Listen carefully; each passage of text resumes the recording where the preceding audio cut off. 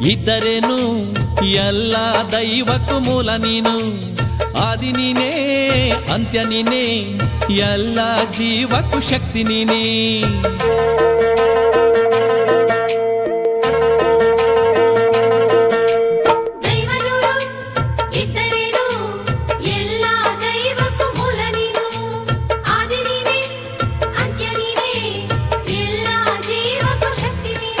ಸರಿಸುತ್ತಾ ಮನದ ಭ್ರಾಂತಿ, ನೀಡುತ್ತಾ ಮನಕ್ಕೆ ಶಾಂತಿ.